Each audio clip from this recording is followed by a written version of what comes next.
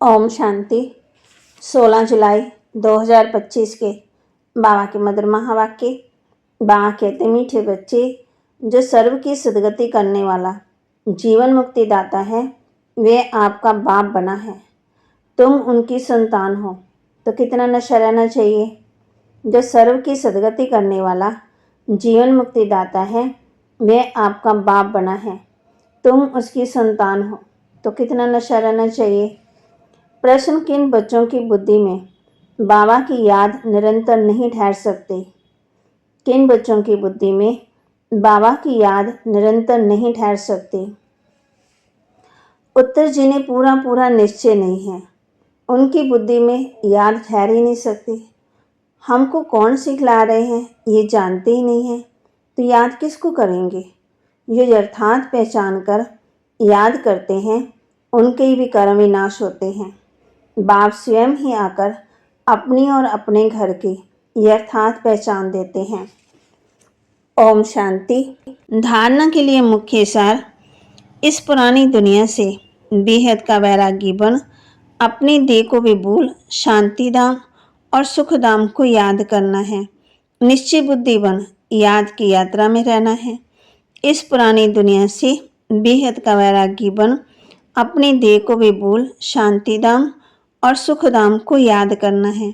निश्चय बुद्धि बन याद की यात्रा में रहना है। हम सो हम के मंत्र को यथार्थ समझकर अब ब्राह्मण सो देवता बनने का पुरुषार्थ करना है। सभी को इसका यथार्थ अर्थ समझाना है।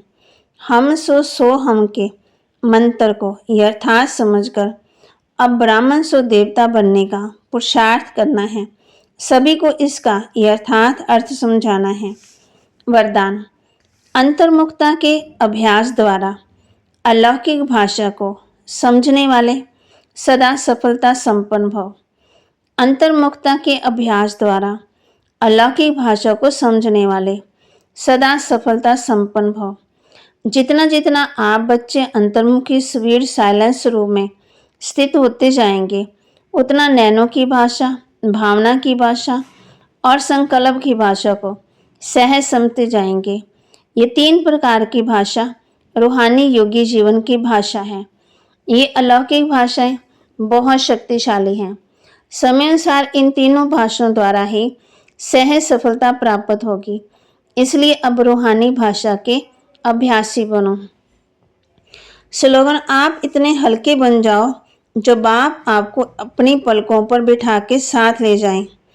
आप इतने हल्के बन जाओ जो बाप आपको अपनी पलकों पर बिठाकर साथ ले जाए। अव्यक्त इशारे, संकल्पों की शक्ति जमा कर शरीर सेवा के निमित्त बनो।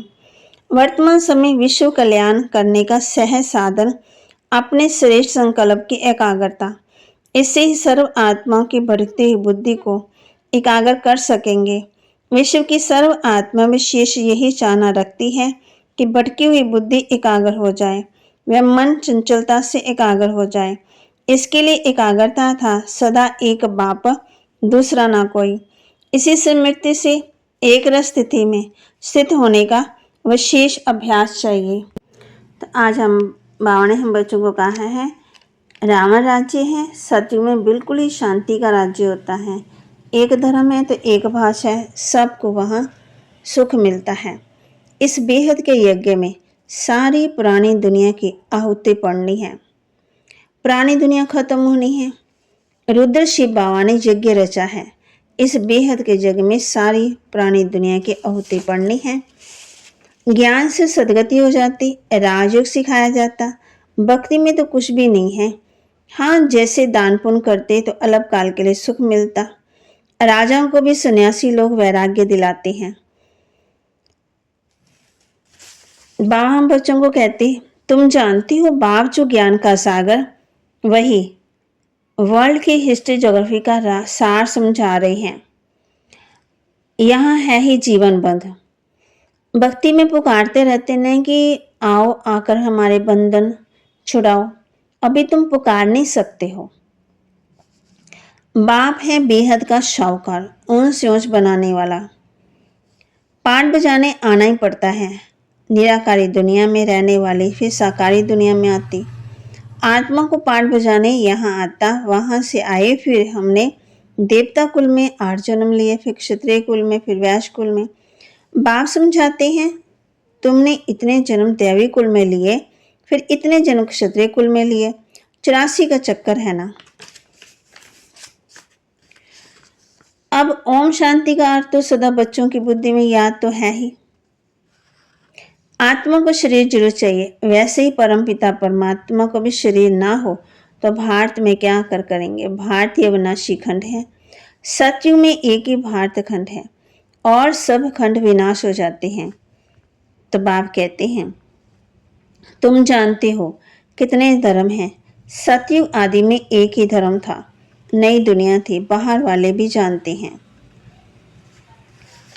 बाबा बच्चों को कहते हैं सुख किसमें है, दुख किसमें है, कुछ भी पता नहीं। बाबा के महावाक्य को लाइक करें, शेयर करें, सब्सक्राइब करें और अपने जीवन में धारण जरूर करें।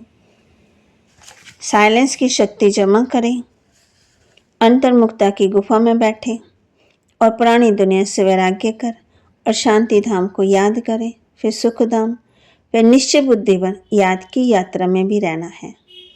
ओम शांति।